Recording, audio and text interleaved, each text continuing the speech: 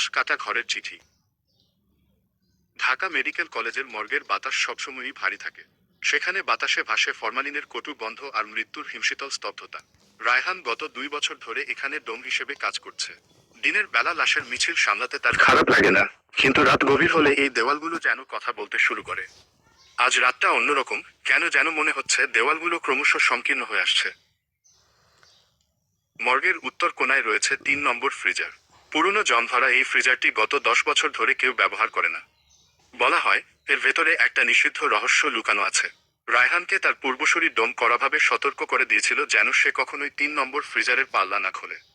কিন্তু আজ রাতে সেই ফ্রিজার থেকে একটা অদ্ভুত শব্দ আসছে, যেন কেউ ভেতর থেকে নব দিয়ে স্টিলে আঁচড় কাটছে। রায়হান তার ঘড়ির দিকে তাকালো। সময় যেন থমকে গেছে। কাটায় কাটায় রাত 3টা 13 মিনিট। ঠিক এই সময়েই মর্গের সবকটি বাতি একসাথে নিভে গেল। শুধু 3 নম্বর ফ্রিজারের ওপরের একটা লাল ছোট বাতি জ্বলে উঠল। রায়হান খেয়াল করল ফ্রিজারের তালার চাবিটি তার নিজের পকেটেই রয়েছে, যদিও সে জানে না সেটা সেখানে কিভাবে এল। এক অমোঘ আকর্ষণে সে তালাটা খুলে ফেলল।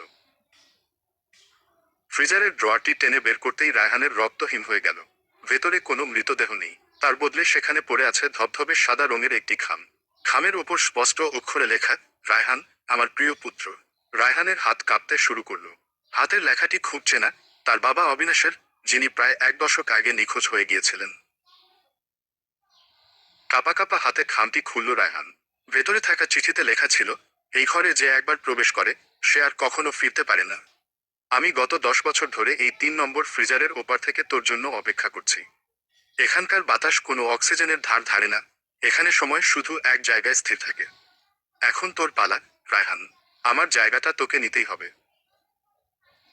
ঠিক সেই মুহূর্তে ঘরের অন্ধকার থেকে এক ছায়াময় অবয়ব বেরিয়ে এল।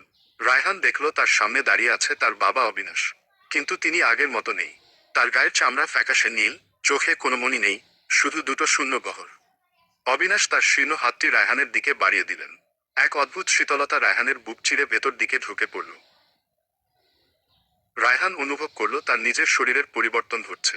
তার নখগুলো লম্বা আর কালো হয়ে যাচ্ছে, হৃৎপিণ্ডের স্পন্দন ধীরে ধীরে থেমে আসছে। তার চামড়া নীলচে হয়ে যাচ্ছে আর রক্ত যেন বরফ হয়ে জমাট বাঁধছে। সে চিৎকার করার চেষ্টা করল, কিন্তু তার গলা দিয়ে কোনো শব্দ বেরোল না। সে বুঝতে পারল সে আর জীবিত মানুষের পর্যায়ে নেই। অবিনাশের আত্মা ধীরে ধীরে বাতাসে মিলিয়ে যেতে শুরু করল। যাওয়ার আগে তিনি ফিসফিস করে বললেন, বন্ধন পূর্ণ হলো। এখন থেকে এই মর্গের আত্মাগুলোর রক্ষক তুই। যতদিন না অন্য কেউ তোর রক্ত নিয়ে এখানে আসবে, ততদিন তোকে এই 3 নম্বর ফ্রিজারের ভেতরেই বিশ্রাম নিতে হবে। রায়হান নিজের অজান্তেই 3 নম্বর ফ্রিজারের ড্রয়ারে উঠে শুয়ে পড়ল। বহু বছর পেরিয়ে গেল। ঢাকা মেডিকেল কলেজের মর্গে আজ একজন নতুন ডোম যোগ দিয়েছে। ছেলেটির নাম সাব্বির। সে সাহসী এবং পরিশ্রমী। তার সিনিয়রেরা তাকে সতর্ক করেছে 3 নম্বর ফ্রিজার নিয়ে। কিন্তু আজ রাত 3টা 13 মিনিটে সাব্বির দেখল 3 নম্বর ফ্রিজারের তালাটি নিজে থেকেই মাটিতে পড়ে আছে আর ভেতর থেকে এক অদ্ভুত আলোর আভা দেখা যাচ্ছে। সাব্বির ফ্রিজারের ড্রয়ারটি টেনে বের করল। সেখানে কোনো লাশ নেই, শুধু একটি সাদা খাম পড়ে আছে। খামের উপর লেখা, সাব্বির, আমার উত্তরসূরি।